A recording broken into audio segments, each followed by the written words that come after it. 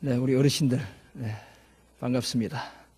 조금만 기다려 주세요. 마음껏 두드릴 수 있는 시간을 드리도록 하겠습니다. 조나단 스위프트가 쓴 걸리버 여행기라는 소설이 있습니다. 아마 누구나 한두 번 좀 들어보았을 것입니다. 이 소설에 따르면 소인국 릴리퍼트라는 곳에서 탈출해서 영국으로 돌아온 걸리버는 다시 여행을 시작합니다. 그런데 이번에는 사람들의 키가 무려 수십 미터나 되는 대인국, 곧 거인들의 나라인 브로부딩락 근처에서 그만 표류하고 말았습니다. 동료들에 의해 버려진 걸리버는 키가 무려 22m에 이르는 어느 농부에게 습득되어 그의 딸의 애완동물처럼 되고 말았습니다.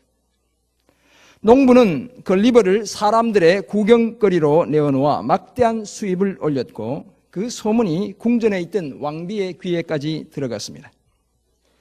걸리버를 마음에 들어한 왕비가 걸리버를 돈을 주고 사서는 그가 머물며 생활할 수 있는 작은 집, 여행용 박스 하나를, 상자 하나를 만들어 주었습니다. 걸리버는 왕궁에서 왕을 만나 대화하는 중에 그 당시 영국의 정치, 경제, 사회 문제 등도 언급했습니다. 왜냐하면 이 소설은 사실 단지 재밌는 동화가 아니라 그 당시 영국 사회에 대한 비판을 담고 있는 풍자 소설이기 때문입니다. 그러던 어느 날 거대한 독수리가 걸리버가 갇혀있던 새장과도 같은 그 상자를 물고 하늘로 날아갔습니다. 그리고는 바다 위에 그 새장을 떨어뜨렸습니다. 마침 거기를 지나는 배가 있어 선원들에 의해 구조되었고 다시 영국으로 되돌아왔습니다. 사랑하는 성도 여러분, 소설 걸리버 여행기의 주인공 걸리버처럼 때로는 우리도 거인들의 나라에서 살아가는 것과 같은 경험을 할 때가 많이 있습니다. 거인들의 키에 주눅이 들고 우리 자신이 그들의 기호품이나 장난감처럼 여겨지는, 너무나 왜소하게 여겨지는 그런 때가 있습니다. 특히 소설에 나오는 왕비나 왕과는 달리 그 거인들이 적대적으로 나오기 시작하면 우리는 그만 질식해 버릴 것 같은 암담함을 느끼곤 합니다. 그렇다면 우리 삶을 지배하는 악한 거인들로부터 우리가 벗어날 수 있는 방법은 과연 무엇일까요? 어떻게 하면 우리를 적대시하는 거인들, 우리를 자꾸만 실패의 나락으로 내모는 거인들을 물리치고 승리를 얻을 수 있을까요? 한없이 왜소해 보이는 우리가 거인들과 당당히 맞설 수 있는 비결은 과연 무엇일까요? 오늘 본문 신명기 9장 1절에서 6절은 그 비법으로 먼저 하나님께서 우리가 벌이는 거인들과의 전쟁에서 앞서 가셔야 하고 우리는 순종의 삶을 살아야 한다라고 말씀합니다. 왜냐하면 거인들은 결국 자신들의 죄 때문에 하나님의 심판을 받게 될 것이기 때문입니다. 이와 같은 사실을 말씀하는 오늘 본문 신명기 9장 1절에서 6절을 통해 우리는 거인을 쓰러뜨릴 수 있는 몇 가지 비결을 발견할 수 있습니다. 우리 안과 밖에 있는 거인을 쓰러뜨릴 수 있는 비결 몇 가지를 발견합니다. 먼저 하나님이 우리보다 앞서가셔야 합니다. 둘째, 하나님 앞에서 우리는 겸손해야 합니다. 그리고 끝으로 하나님의 말씀에 순종해야 합니다. 걸리버가 여행 중에 거인들을 만났던 것처럼 거인은 인류의 역사 속에 그리고 오늘 우리 삶의 현장 도처에 존재하고 있습니다. 창세기 6장 4절에 따르면 인류가 이 지구상에 번성하기 시작할 때 그때에 이미 네피림, 곧 거인들이 땅에 있었습니다. 그들은 하나님의 아들들이 사람의 딸들을 통해 낳은 자손들이었습니다. 이미 고대로부터 큰 용사였고 크게 명성을 날리던 사람들이었습니다. 그런데 불행하게도 이 네피림, 곧 거인들은 하나님으로 하여금 하나님의 영이 영원히 사람들과 함께 하지 않겠다. 다시 말해서 더 이상 사람들을 보호하지 않겠다는 결심을 하게 만들었습니다. 그래서 창세기 6장 3절을 보면 사람들의 수명이 120년으로 단축되었고 하나님이 이 땅에 사람을 지으신 것을 한탄하시고 근심하시기까지 하셨습니다. 그래서 무엇이 이어지고 있습니까? 홍수 심판이 이어지게 되어 있는 것입니다. 다 이 거인들과 관련된 사건들입니다. 이 네피림, 곧 거인들이 다시 등장하는 곳이 민수기 13장 33절입니다. 모세의 지시에 따라 출애굽했던 12 이스라엘 지파의 대표 12명이 가나안 땅을 정탐하게 되었습니다. 그들은 그 땅이 젖과 꿀이 흐르는 땅이라는 사실을 자신들의 눈으로 직접 확인했습니다. 그러나 문제가 있었습니다.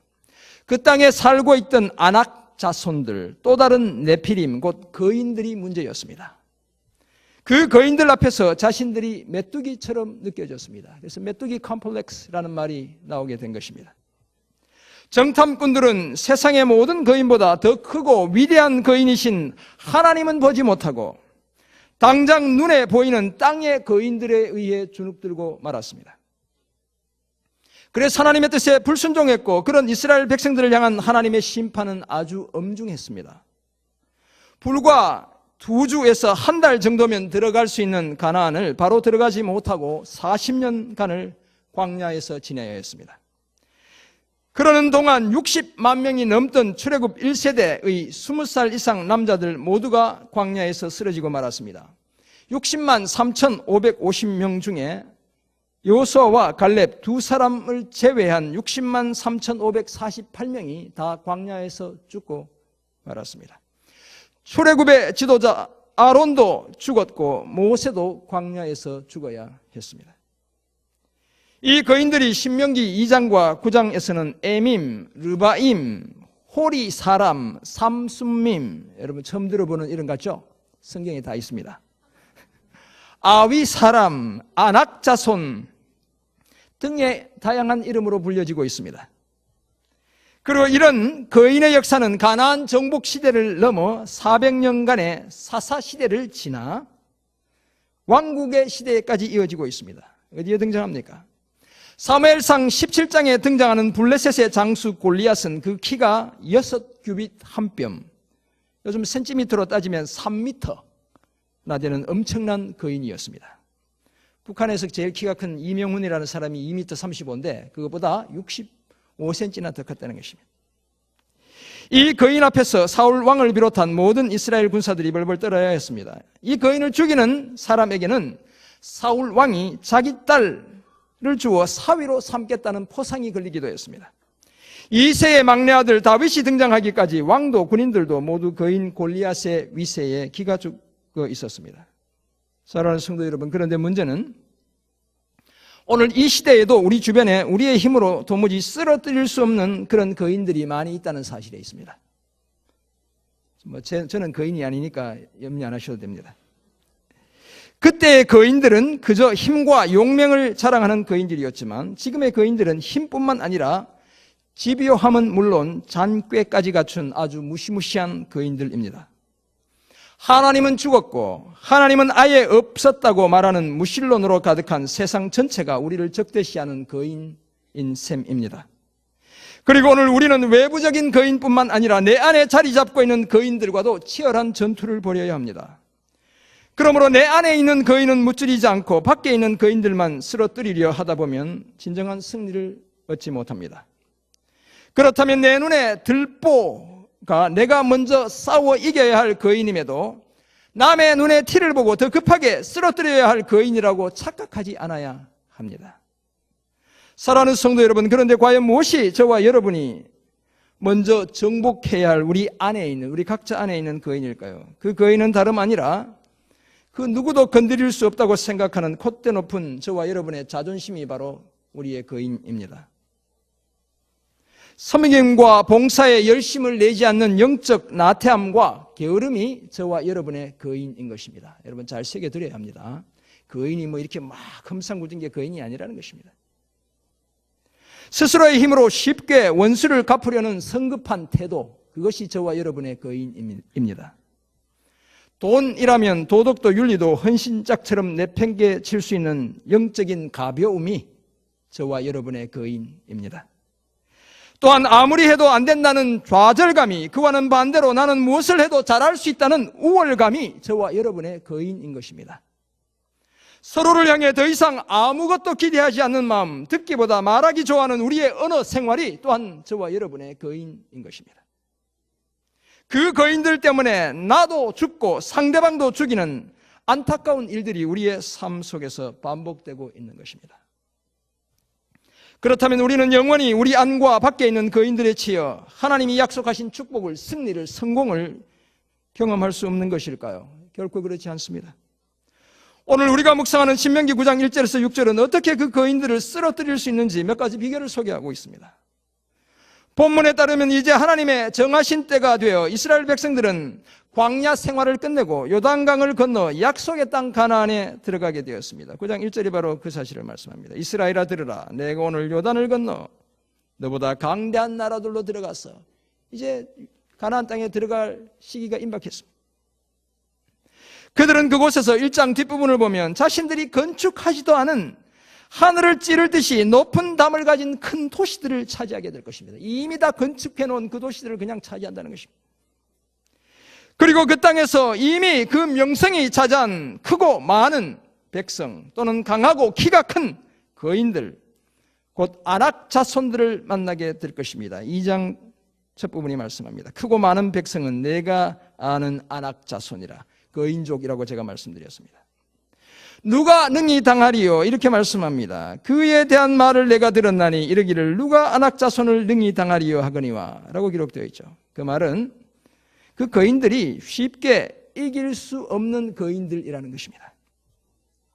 바로 그런 거인들을 물리칠 수 있는 비결을 오늘 본문 3절 이하에서 말씀해 주고 있습니다. 거인과의 전쟁에서 승리하기 위한 첫 번째 비결은 맹렬한 불처럼 하나님이 우리보다 앞서가셔야 합니다. 왜냐하면 우리의 힘만으로는 우리가 거인들을 이길 수 없기 때문입니다. 하나님은 그 누구보다도 그 사실을 잘 알고 계시는 분입니다. 저와 여러분이 거인과의 전쟁에서 승리하기 위해서는 이 땅의 거인보다 더 힘이 센 진정한 거인이 꼭 필요한 것입니다. 그 사실을 하나님이 잘 알고 계시다는 것입니다. 그래서 하나님께서 친히 맹렬한 불처럼 3절 그렇게 기록되어 있죠. 모든 것을 다 삼켜버리는 불처럼 자기 백성들 앞에 서서 거인과의 한판 싸움을 벌이시겠다는 것입니다. 그렇게 하나님이 앞서가시면 하나님의 백성들은 뒤따라가면서 거기에 남은 거인들을 쫓아내고 무찌르면 된다는 것입니다. 세상의 그 어떤 거인보다 더 크신 하나님을 대장으로 삼을 때 그 전쟁은 이길 수밖에 없는 전쟁이라는 것입니다. 사랑하는 성도 여러분, 이 원리는 오늘 이 땅을 살아가는 저와 여러분에게도 마찬가지입니다. 우리는 죄와 사망의 권세를 굳게 붙들고 있는 이 세상의 거인 곧 사탄과 마귀를 우리의 힘만으로는 결코 이길 수 없는 존재입니다. 능력이 부족할 뿐만 아니라 우리는 이미 태생적으로 죄와 사망이라는 거인들의 지배를 받는 존재로 이 땅에 태어났습니다. 그래서 저와 여러분에게는 그 거인들을 제압하신 우리의 대장 되신 예수 그리스도가 반드시 필요합니다. 세상에서 가장 큰 거인 사탄과 그가 가진 권세, 사망을 십자가를 통해 이기신 예수 그리스도가 필요합니다. 사랑하는 성도 여러분, 여러분이 지금 힘겹게 싸우고 있는 거인이 어떤 종류의 거인이더라도 그 거인을 이길 수 있는 길을 예수님이 이미 열어두셨습니다. 2000년 전 자신의 죽음과 부활, 승천을 통해 그 길을 활짝 열어두셨습니다. 실패를 거듭하는 삶의 반복, 불확실한 내일에 대한 염려, 하나님 없는 세계관과 문화의 거친 도전, 계속되는 갈등의 수렁 같은 엄청난 거인도 다 이길 수 있는 길을 이미 열어두셨습니다. 거기에 더해 이기심과 교만, 무관심과 개인주의, 맹목적인 성공지향, 우리의 게으름과 불성실이라는 거인들까지도 예수 그리스도를 통해 넉넉히 이길 수 있게 해주셨습니다. 이 확신 가지고 거인과 당당하게 맞서는 저와 여러분 모두가 되길 간절히 소원합니다. 거인과의 전쟁에 승리하기 위한 두 번째 비결은 하나님 앞에서 겸손해야 합니다. 우리가 겸손해야 한다는 것입니다. 4절 5절이 그 사실을 말씀합니다. 왜냐하면 하나님은 저나 여러분이 특별히 잘나서 거인들을 이기게 하시는 것이 아니기 때문입니다. 우리가 뭐 대단해서 거인들을 이길 수 있도록 해주시는 것이 아니라는 것입니다. 그래서 하나님은 오늘 본문 신명기 9장 4절 5절에서 반복적으로 이스라엘 백성들의 공의나 마음의 정직함으로 말미암아 약속의 땅을 차지하게 하신 것이 아니라고 말씀합니다. 저들이 무슨 공의롭고 정직했기 때문에 그 땅을 주신 것이 아니라는 것입니다. 이와 같은 오늘 본문 신명기 9장 4절과 5절을 이해하기 위해서는 창세기 15장을 먼저 살펴보아야 합니다. 창세기 15장을 보면 하나님이 아브라함과 언약을 세우시고 하늘의 별처럼 자손들이 많게 하시고 그들에게 가나안 땅을 주시기로 약속하셨습니다. 그런데 그 언약 직후에 하나님은 아브라함의 후손들이 이방에서 객이 되어 나그네가 되어 무려 400년간이나 종처럼 살 것을 또한 예고하셨습니다. 이처럼 지금 당장이 아니라 400년 뒤에 그 땅을 아브라함의 후손들에게 주시는 이유는 그 땅에 있던 아모리 족속의 죄가 아직도 가득 차지 않았기 때문이라는 것이었습니다. 그래서 창세기 15장 16절은 이렇게 말씀합니다. 내 자손은 4대 만에, 이 4대 만이 1, 2, 3, 4대가 아니고 400년이라는 것입니다. 4대 만에 이 땅으로 돌아오리니 이는 아모리 족속의 죄악이 아직 가득 차지 아니함이라 하시더니, 무슨 말씀인가 하면 아직도 아모리 족속, 그 땅을 차지하고 있는 아모리 족속들의 죄가 멸망당할 만큼 심각하지 않았다는 것입니다. 자신들의 죄로 인해 하나님의 심판을 받는 이 원리가 오늘 가나안 땅의 거인들에게 적용되고 있는 것입니다. 이제 하나님이, 지금에서야 하나님이 그들을 멸하시는데 그 민족들이 악하기 때문에 그들 스스로 멸망을 자초하고 있다는 것입니다. 하나님은 이스라엘 백성들의 공의나 정직함 때문이 아니라 거인족들의 사악함 때문에 그들을 그 땅에서 내쫓으시는 것이었습니다. 그러니 이스라엘 백성들이 교만해야 할 이유가 하나도 없습니다. 오히려 하나님이 이스라엘은 선택하시고 거인들은 그 땅에서 물리치신 그 역사 속에 우리가 다 이해할 수 없는 하나님의 구원의 신비가 담겨 있는 것입니다. 오늘 저와 여러분은 불러주시고 다른 사람은 예수 믿지 않고 이 저녁에 이렇게 한잔하고 있는 이유 우리가 다 알지 못한다는 것입니다. 하나님의 특별한 구원의 섭리가 그 속에 역사하고 있다는 것입니다. 그때 이스라엘과 오늘 우리를 선택하신 하나님의 전적인 은혜가 그 속에 드러나 있는 것입니다. 따라서 거인이 쓰러진다고 해서 교만할 것이 아니라 오히려 그 은혜에 감사하고 하나님 앞에 우리는 겸손해야 하는 것입니다. 사랑하는 성도 여러분, 오늘 우리가 예수를 믿고 거인들과 맞서는 영적 전쟁에서 승리할 수밖에 없는 이유도 마찬가지입니다. 내가 의롭기 때문이 아니라, 내가 세상보다 더 정직하기 때문이 아니라 의로우신 하나님의 아들 예수 그리스도를 통한 하나님의 은혜가 나를 덮고 있기 때문에 우리는 승리할 수밖에 없는 것입니다. 우리가 잘나서가 아니라 세상이 더 이상 견딜 수 없을 만큼 악하기 때문에 우리는 세상의 거인들이 다 쓰러지는 그날을 반드시 보게 될 것입니다. 이런 사실을 기억하고 거인들에게 내려지는 하나님의 공의로운 심판을 바라보며 겸손하게 하나님의 은혜에 감사하는 저와 여러분 모두가 되길 간절히 소원합니다. 거인과의 전쟁에서 승리하기 위한 마지막 비결은 하나님의 말씀에 순종해야 합니다. 하나님이 앞서가셔야 하고 겸손해야 하고 순종해야 한다는 것입니다. 오늘 본문 신명기 9장 6절은 이스라엘 백성들이 알아야 할 사실 또 한 가지를 말씀하고 있습니다. 거인들을 쫓아낸 땅에서 목을 뻣뻣하게 하지 않아야 한다는 것입니다. 오늘 6절 보면 뭐라고 이야기합니까? 그러므로 내가 할 것은 내 하나님 여호와께서 내게 이 아름다운 땅을 기업으로 주신 것이 내 공의로 말미암음이 아니니라. 너는 목이 곧은 백성이니라. 목이 뻣뻣한 백성이라는 것입니다. 다시 말해서 하나님의 말씀에 순종을 계속해서 해야 한다는 것입니다. 이스라엘 백성들이 하나님 앞에서 목이 뻣뻣하게 세웠던 예를 들기 위해 출애굽의 지도자 모세는 오늘 본문 6절 이하 7절부터 10장 11절까지를 통해 광야에서 벌어졌던 금송아지 사건을 저들에게 떠올리고 있습니다. 목이 얼마나 뻣뻣했던지 그 목이 뻣뻣했던 사건을 가져오고 있는 것입니다. 10계명을 받기 위해 40일간 시내산에 올라간 모세를 기다리지 못하고 금을 녹여 송아지를 만들어 놓고 축제를 벌리고 춤을 추고 그것이 자신들을 이집트에서 끌어낸 신이라며 노래했던 바로 그 사건인 것입니다. 그렇다면 목을 곧게 한다, 다시 말해서 목을 뻣뻣하게 한다는 것은 무슨 뜻이겠습니까? 그것은 다름 아니라 하나님보다 우상을 더 사랑하는 것이나 또는 하나님과 우상을 함께 사랑하는 것을 의미합니다. 쉽게 말해서 내 앞에 다른 신을 내게 두지 말라는 하나님의 말씀에 불순종하는 것이 목을 뻣뻣하게, 목을 곧게 하는 것입니다. 이 불순종의 목을 높이 쳐들지 않아야 약속의 땅에서 벌어지는 거인과의 전쟁에서 계속 승리할 수 있습니다. 그래서 하나님은 모세를 통해 이스라엘 백성들이 자신들의 목을 곧게 하지 말 것을 경고하셨던 것입니다. 사랑하는 성도 여러분, 오늘 우리가 이 땅에서 싸워야 하는 거인과의 전쟁도 마찬가지입니다.